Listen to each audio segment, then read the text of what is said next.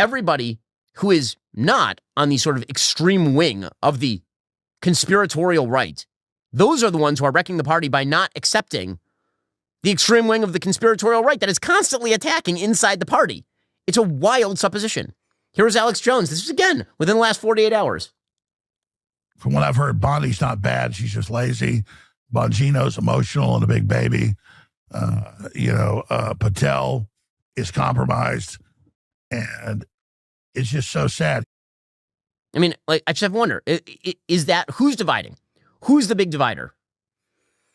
Again, politics is a coalitional business, and people can vote for whomever they want. But the question now is not about voting. The question right now is about who gets to define the message and the future of the Republican Party. That's an ongoing battle all the time. That's an ongoing battle on the right. And if you don't call this stuff out, you end up with the right-wing version of AOC running your party. So yes, obviously, when it comes to the political party, when it comes to the Republican Party, when it comes to the conservative movement, some standards must be applied because the standards end somewhere. So the question is, which standard gets applied? How broad should that standard be?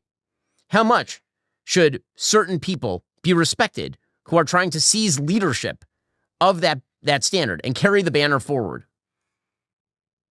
Anti-left is an electoral strategy. But we are not talking here about an electoral strategy. We are talking about who gets to lead the movement, how that should be dealt with, how bad ideas ought to be condemned. And if you're not willing to do that on your own side, then frankly, I don't have a lot of respect for you when you're attacking the other side for doing it. What's at stake here is not Megyn Kelly's sort of pontifical authority as a sort of evaluator of who's anti-Semitic or not.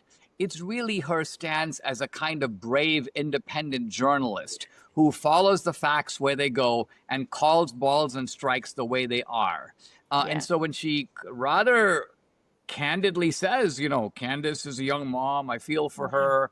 One could say Merrick Garland is a nice grandfather and he's got some really cute grandkids. And why are you going after him? Joe Biden, this poor guy can barely sit up straight. He's got to be fed out of a spoon.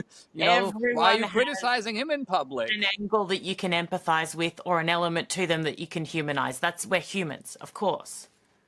Right. So either you want to be that kind of outspoken independent journalist, and I think that is her podcast brand. Yeah. So in a way, she's jeopardizing that brand herself. No one's doing it to her. She's doing it herself.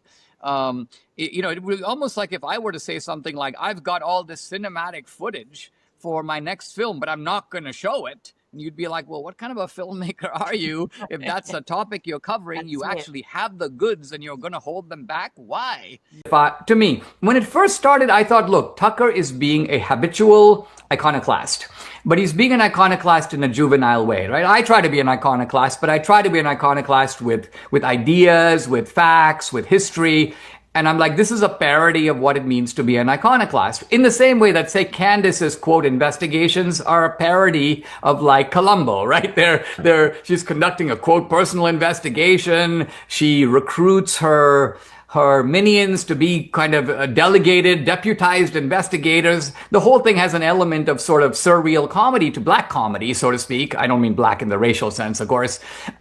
With Tucker, I end up saying, look, I have to bow out of the attempt to psychologize this guy. I just don't know. What I do know, it's dividing MAGA. It's bad for Trump. Ultimately, it's playing into the hands of not only the radical jihadis abroad, but also the cultural left in this country. This is something that I think we in the mainstream of the conservative movement have to politely say, but firmly say no to.